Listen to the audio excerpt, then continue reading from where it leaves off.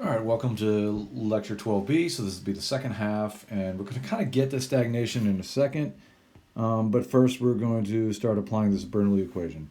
I want you to bear with me a little bit here because we're about to start doing an awful lot of things, okay?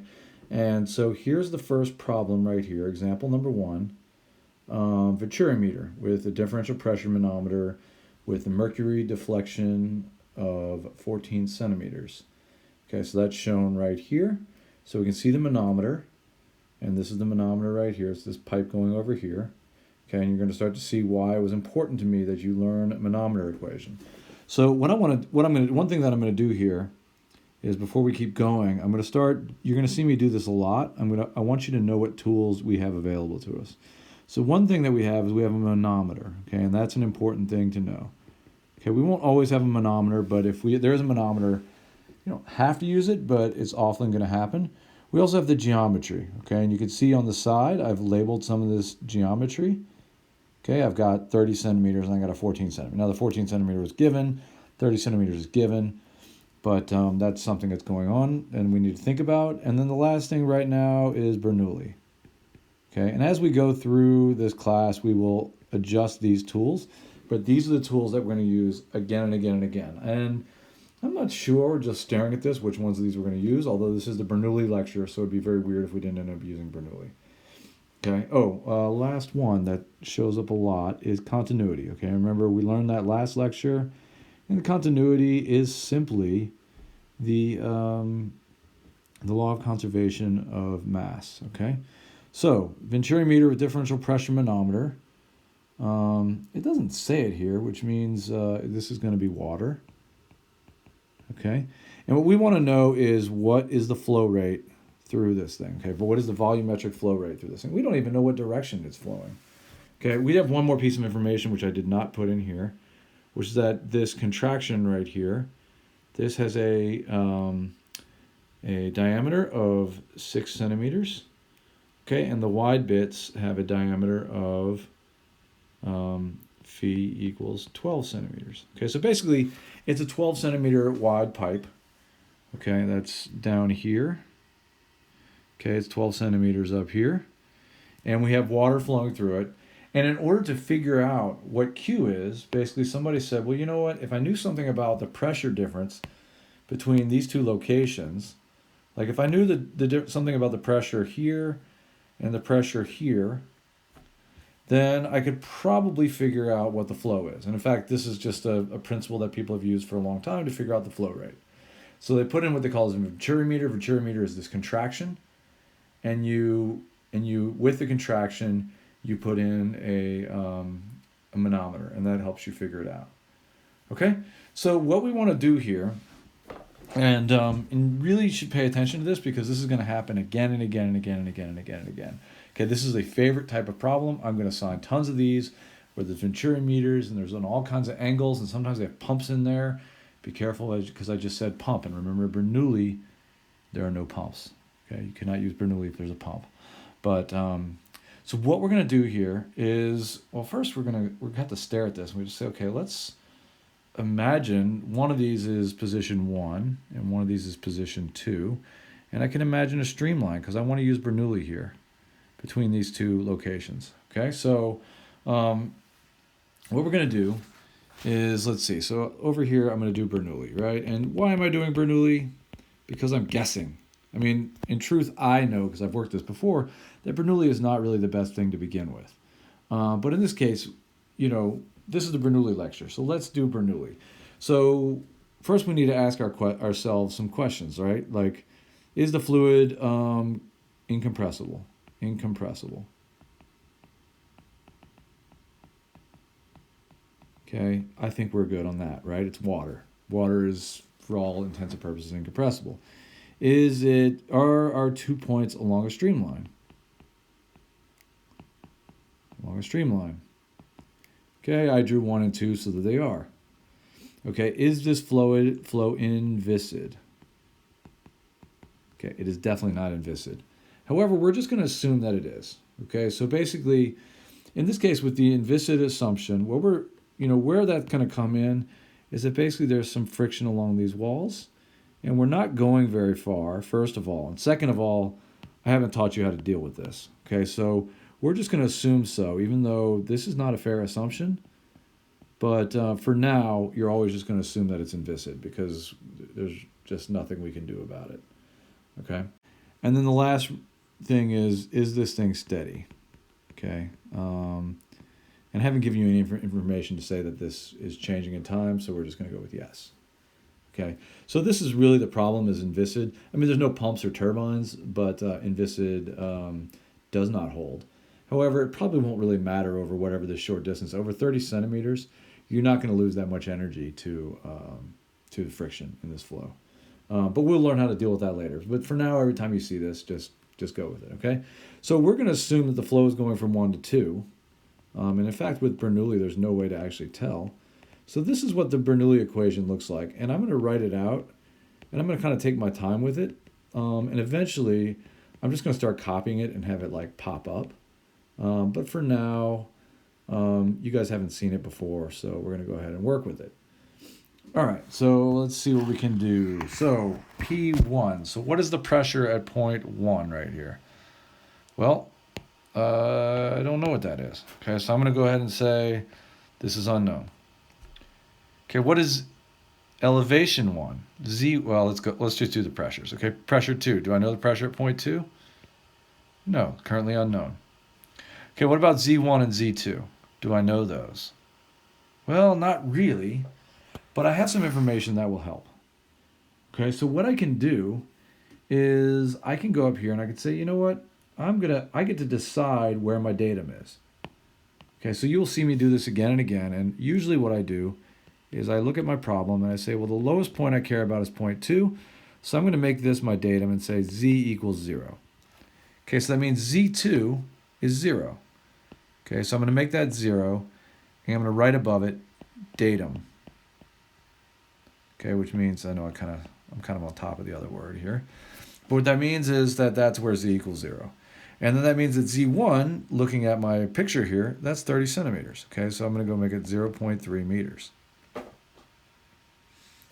Okay, now what about V2 and V1 and V2? Do I know what those velocities are? Well, nothing was given, so we're going to go ahead and circle those two. Okay, so this is really ugly. We just did all this work, and I don't think, you helped very much, Wagner. You just kind of created an equation that's a little bit simpler.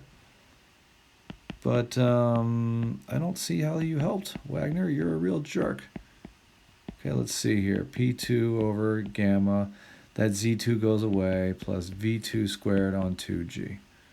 Okay, so that's as far as we could make it with Bernoulli right off the bat. Okay, so we're going to need to use some of our other tools. Okay, so we've used Bernoulli. Okay, how about the manometer? Now, usually if there's a manometer, and especially if the manometer is connecting our 2 points, our manometer can probably tell us something about our pressures, okay? Because it can tell us something about the pressure at 1, tell us something about the pressure at 2. So how do we do that? Okay, so let's go ahead and do this. So here, let me zoom back in here. Okay, we're going to do the manometer. Manometer. Okay. So what we're going to do is start at one of the points. I'll start at 1 or 2. It doesn't matter. Let's start at 1. Okay, we'll go P1. Okay, because 1 is lower than 2. It doesn't really matter. So remember, I'm going to move along this manometer this way. So as I move horizontal, no change. Okay, I'm going to get here, and now I'm moving downwards in the fluid.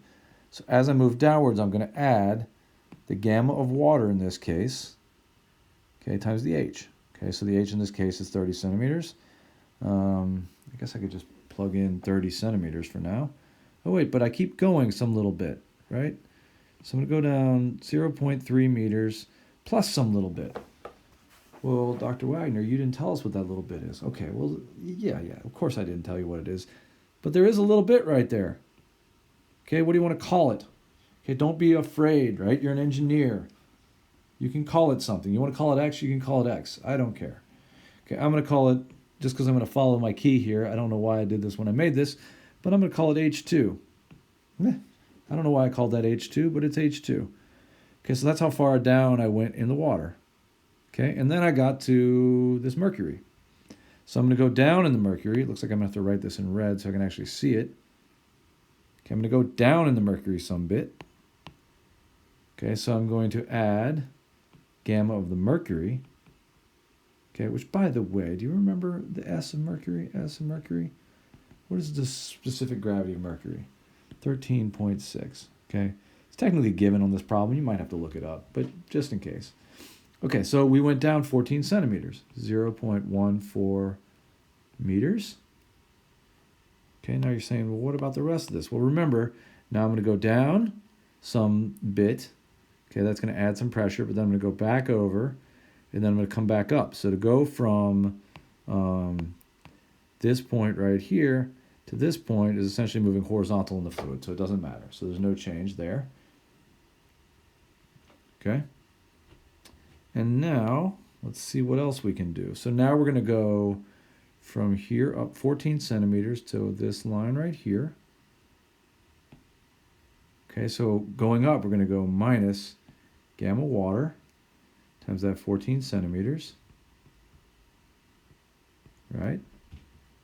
Okay, and then we're going to go minus, well, I guess we're still going up, right? So minus the 14 centimeters, we're still in water. We go up 14 centimeters plus H2, that little H2 to get me all the way up to here. And now we're going to go back sideways like this. So we're going to go equals P2. Okay, so hopefully you're staring at this and you're going, well, hopefully you're going, looking at this and you're going, that's cool. I already know how to do this because I know how to do this because we did this a couple weeks ago. Okay. So now we have to kind of add some numbers in here in order to make all this stuff work. But I want you to note something here. Notice we've got gamma water H2 positive and gamma water H2 negative. So those are going to cancel out. Okay. So usually if you have to give it a variable, either the variable is going to cancel out or it's going to go through into your answer. If it goes through into your answer, it means maybe I didn't give you something, but not necessarily. Okay.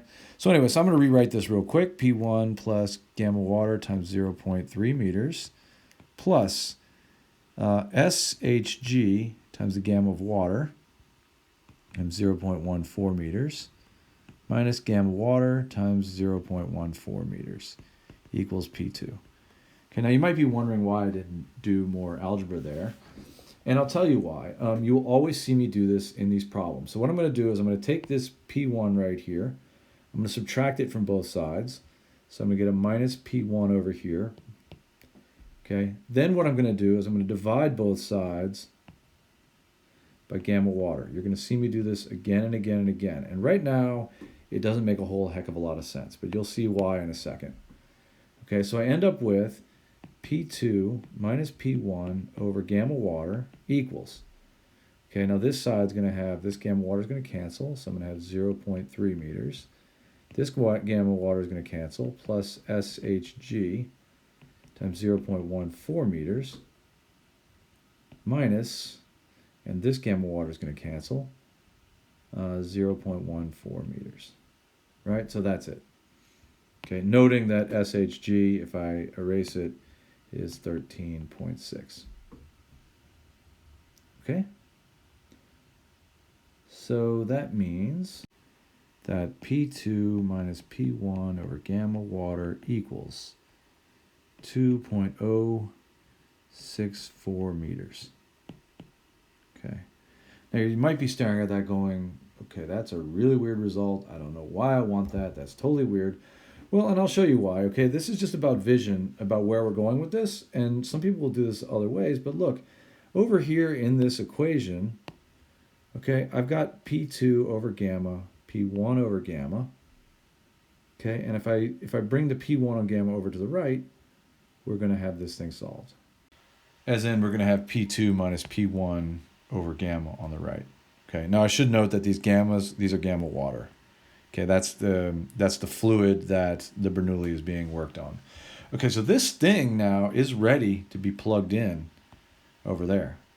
Okay, but I still need to deal with the fact that I don't know these velocities. Okay.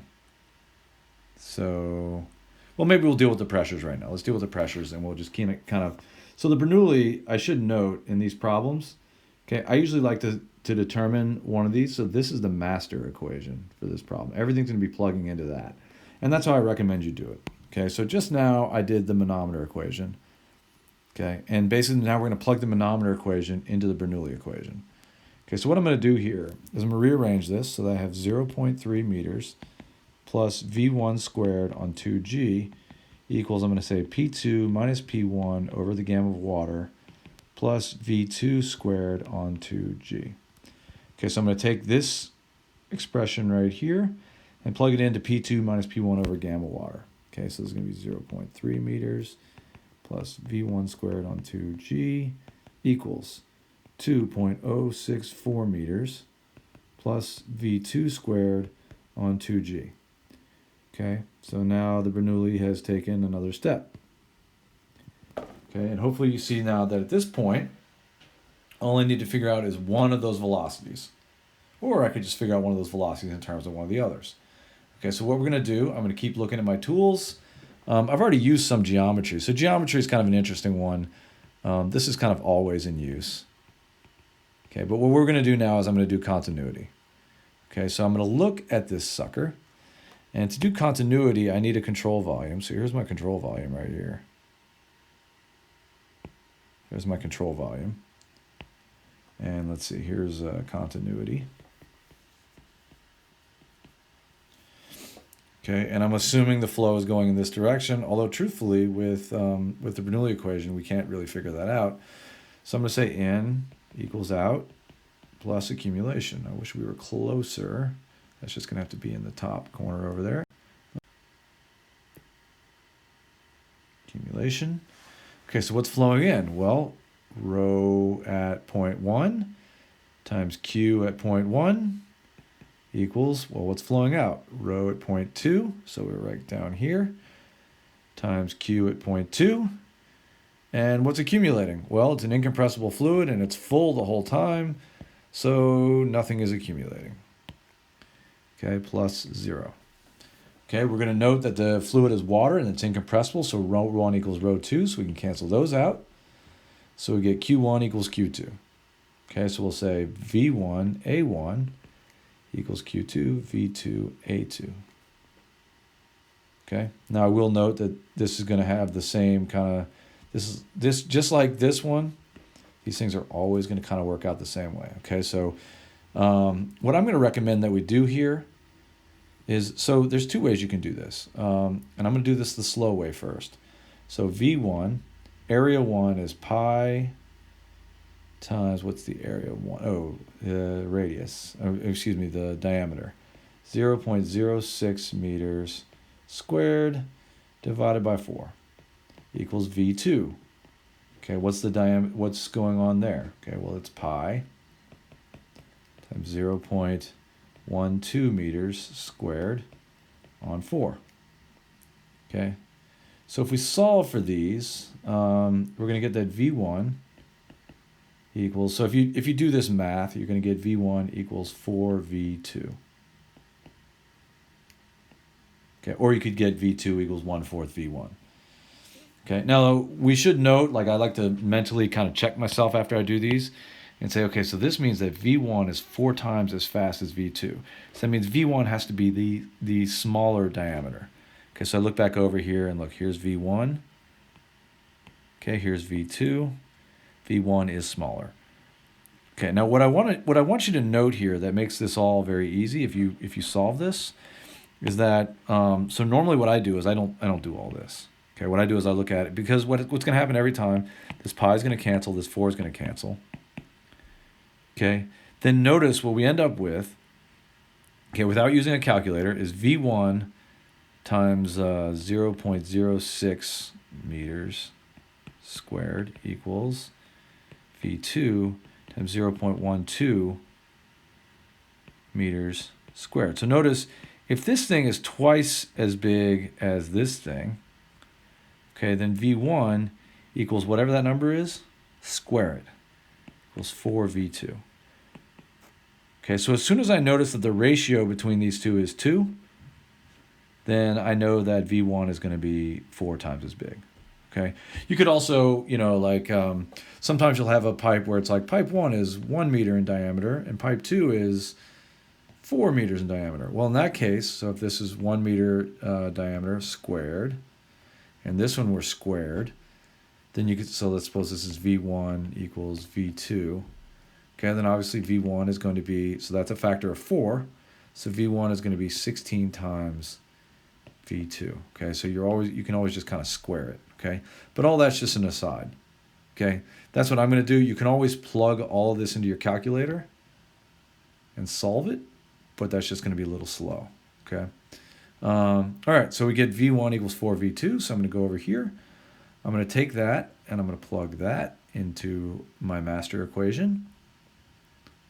Okay, let's see what we end up with here. 0.3 meters plus, let's see, V1 equals 4V2. So I'm going to go 4V2 squared over 2G, 9.81 meters per second squared, equals 2.064 meters plus V2 squared onto times 9.81 meters per second squared. All right, biggest error, okay, and I want you to make a note of this because you're going to be following your notes when you take an exam, is forgetting to square this 4. Okay, easily the biggest error right here. Okay, so I'm going to go ahead and do the algebra here. I'm going to take this thing and I'm going to subtract it out of that side.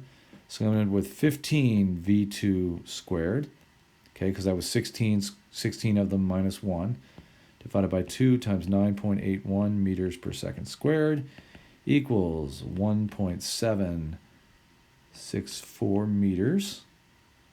Okay, and then you can just solve this. V2 equals, what does it equal? I must have the answer. Okay, 1.52 meters per second. Okay, now if the question were what is the velocity, okay, if we wanted V2, we would be solved. If we wanted V1, well, we go back over here and I go, oh, V1 is take that number and multiply times 4, but we don't want that, right? We want this. Okay, here's Q. We want Q.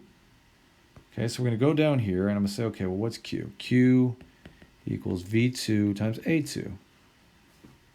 Okay, so that's going to be the volumetric flow rate. So Q equals 1.52 meters per second. Okay, what's that area 2? Well, let's see here. Area 2 is this one right here. Okay, notice for all that area, we've got a phi equals 12 centimeters.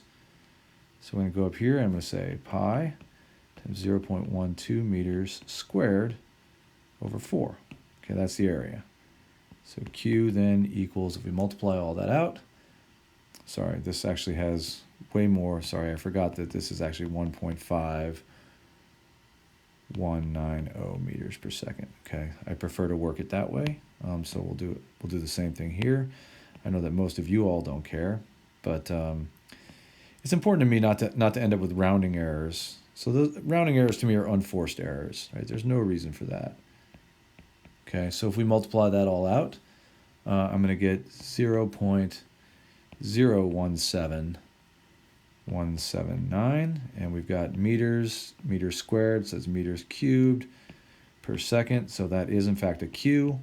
So Q equals 1.72 times 10 to the negative 2 cubic meters per second.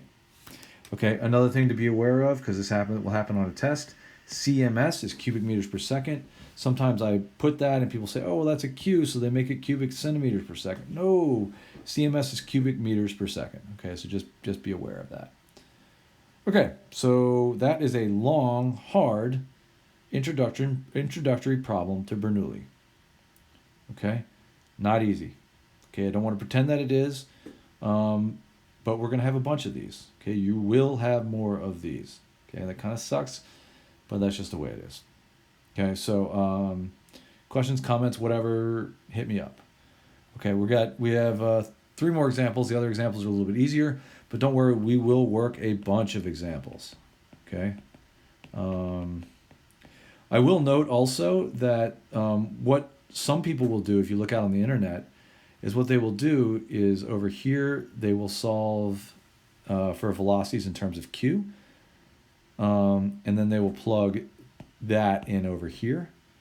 And so you will get a Q in this equation. You will get Q's in here and here. If you find that on the internet, you are certainly welcome to solve it that way. I don't like it that way, though, but it's up to you. If anybody asks, I can solve this that way as well. Okay, so we're going to go over here, and I'm going to do another example. All right, so here is yet another problem. We've got example 2. This is open channel flow, so this is kind of like a river, and it's flowing, I don't know what it's doing, it's flowing down a hill, okay, or whatever. The bed is kind of sloping downwards, and it's kind of a weird question, really, but it's just going to kind of demonstrate how to use the equations. Because what we want to do is we want to figure out the height of this first hill, okay, if these are the velocities. Okay, it's a very strange question. Okay, but I've recopied the tools, so we have all of these. However, I should note that in this problem there is no manometer. Okay, we're going to need geometry because we always need geometry. Continuity is a possibility here, right? Because it seems a little weird to me. In fact, it seems really weird to me. Maybe continuity might actually fail on this one. That's what happens when you copy examples from other places. But let's just do Bernoulli because that's what we're trying to work on here. Okay, so you ready? Okay, there it is. All right, so we're gonna work. So we need to make sure that we check off all the assumptions. And so there they are, the glorious assumptions. Okay, and right now you might be wondering, do I really need to know these assumptions? Yes, you need to know these assumptions. Okay, so first of all, incompressible.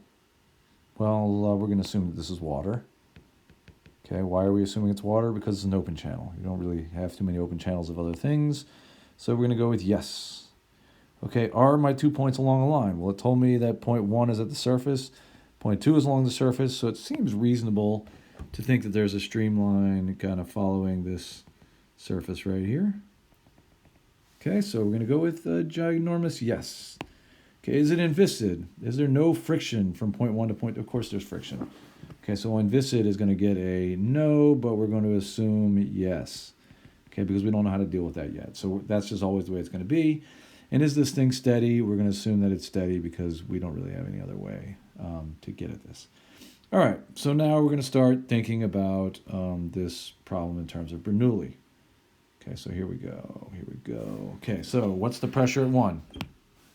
Come on, you know this already. It's on the surface of the water. Tick, tock, tick, tock. Okay, pressure at 1 is atmospheric because it's at the surface. Pressure 2, atmospheric because it's at the surface. Okay, so we can make those whatever we want to make them, but I'm going to recommend 0 gauge. Okay, 0 gauge. Okay, for both of these. Okay, what is the elevation at position 1? Well, we have to decide what our datum is. I'm going to suggest this is the datum. Okay, which means that right there, z equals 0. Okay, so if that is the case, then I'm going to go right in here, and I'm going to make z1 is going to be, well, it's going to be, let's see, h plus 2 meters. z2 is going to be 1 meter, okay, because that's how far it is above the datum. Okay, what about v1 and v2? Well, those are given over here. Okay, and perhaps they shouldn't be. But let's go ahead and put them in there. Okay, so, well, I can't really scratch out the whole term, so I'll just rewrite this sucker. Okay, as h plus 2 meters plus v1, which is going to be 3 meters per second, squared over 2. Okay, now one of the keys here also that a lot of my students, a little careless error, is for G, they'll put in 32.2 or 9.81 when the other one is needed. In this case, we need 9.81 because we are using the SI system. Okay, equals, we're going to ignore the pressure term, 1 meter plus, okay, this is going to be 10 meters per second because that's V2 squared over 2 times 9.81 meters per second squared. Okay, now right here, I can just plug all this in and solve. H equals, what does H equal in this case? 3.64 meters. Okay. One thing I want to note on this problem is almost certainly continuity is not satisfied here. So continuity not satisfied. Okay, so this is a bad problem. But it does show us how to use Bernoulli. And it shows one very important thing that I want to be the point here, okay, which is this. Okay, if you get to choose where the points are, most of the time the points are not going to be given to you.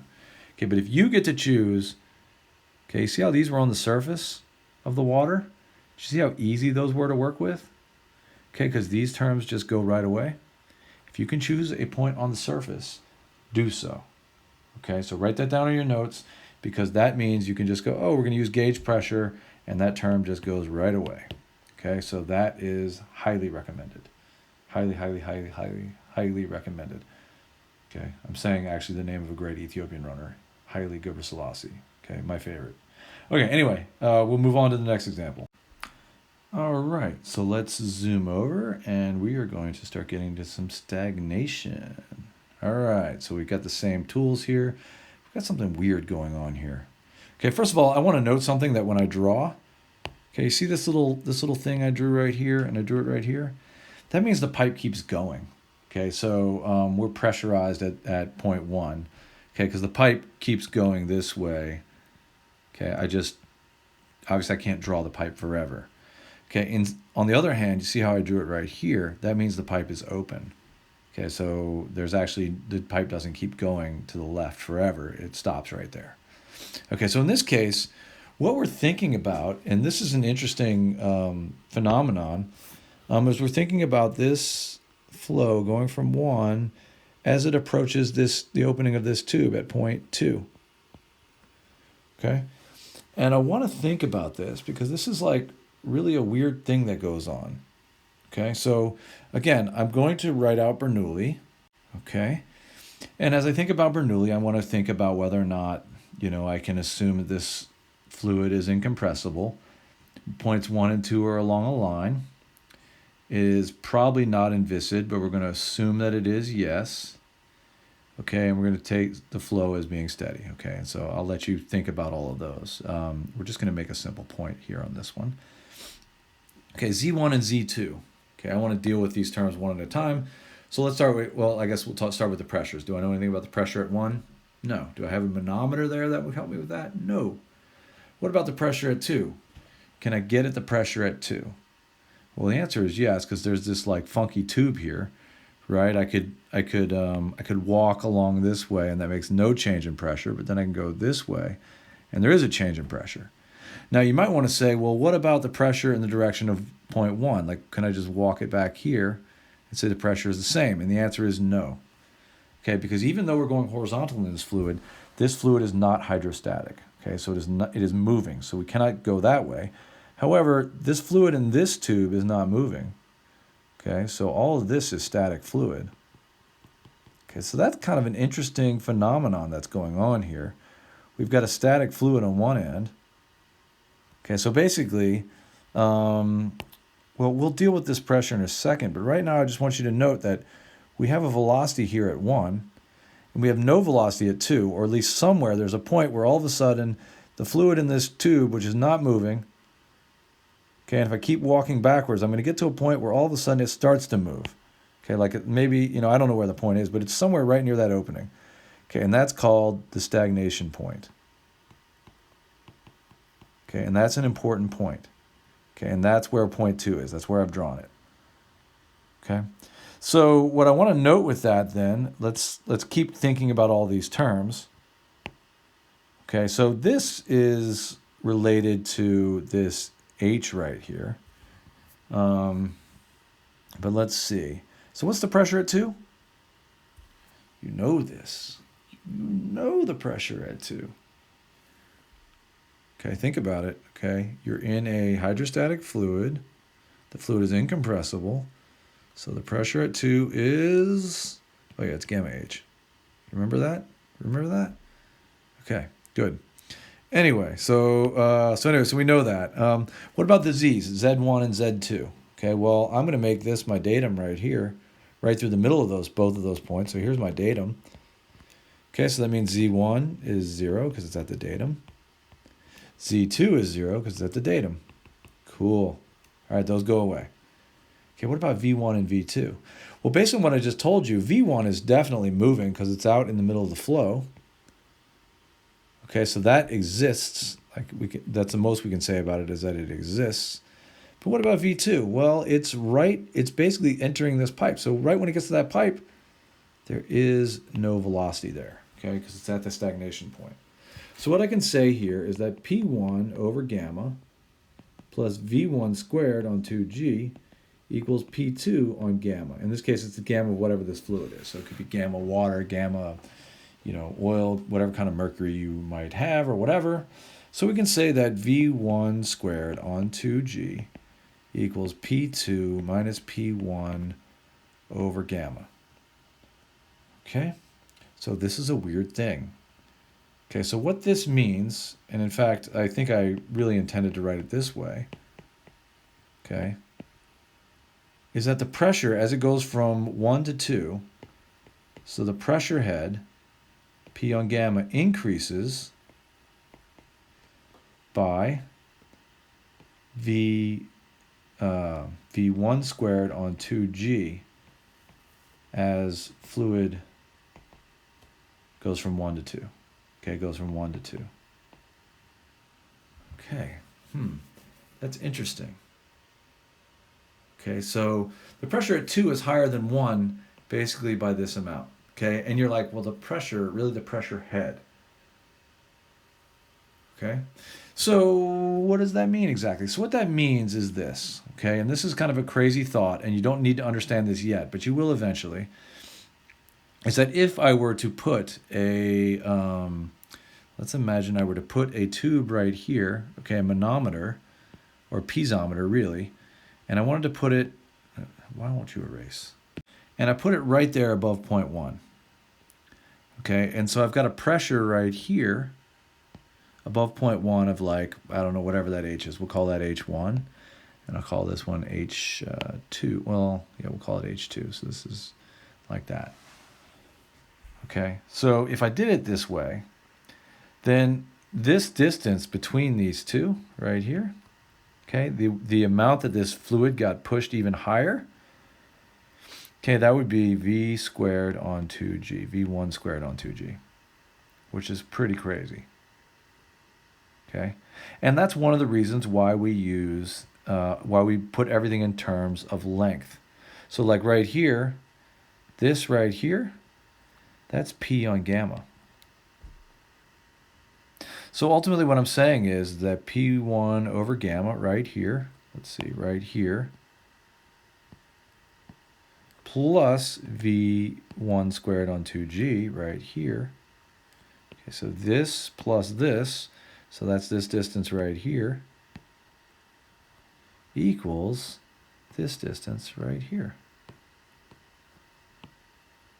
Okay, so that's what this equation says. Okay, kind of cool. Okay, so by turning this thing into the flow, by turning the end of that into the flow, okay, what happens is it kind of like picks up the extra velocity, so it picks up this bit right here that otherwise it wouldn't have gotten. Okay, because the fluid stagnates, and as it stagnates, all of this velocity head converts to a pressure head and pushes this even higher. Okay, that's a lot for one lesson. And so it'll show up again later, and I'll talk about it then. So what people do here is they take advantage of this, like this relationship right here, and they do something that we're about to show on example 4. All right, so example 4. Come here, buddy. We're going to go over here. Okay, and we're going to use Bernoulli here.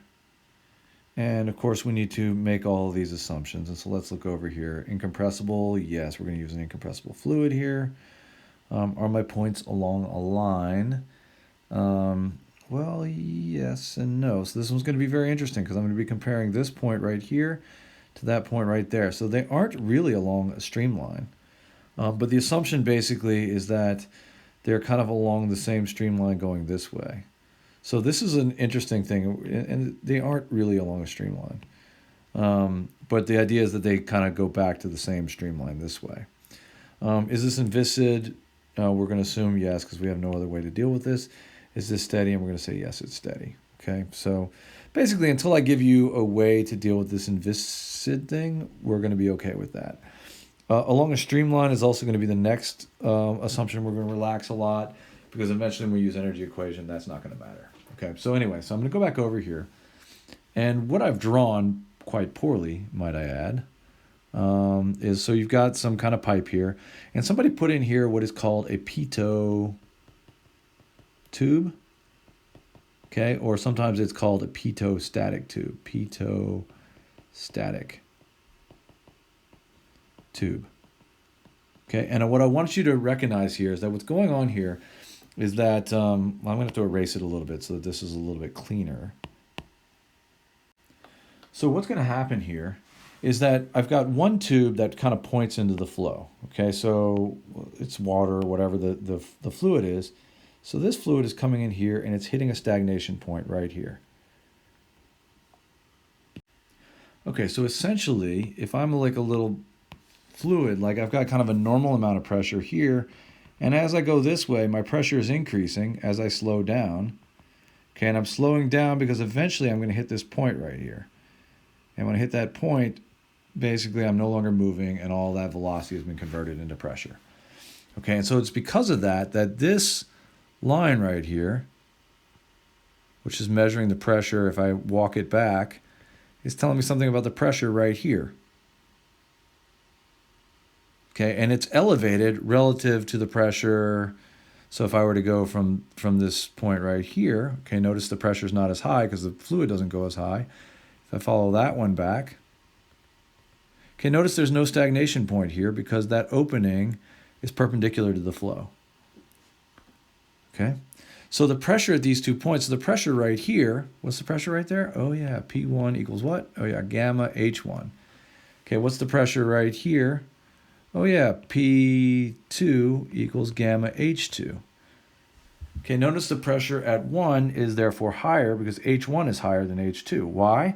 Because its opening is into the flow, so we have a stagnation point there. So we've got flow going this way, and as it approaches, it slows down, and that velocity head is converted into pressure head and drives it higher. Okay, whereas this flow, you know, as it's going around this way, it does not stagnate, it just flows straight past. Okay, so there's no stagnation, so it doesn't drive the pressure higher.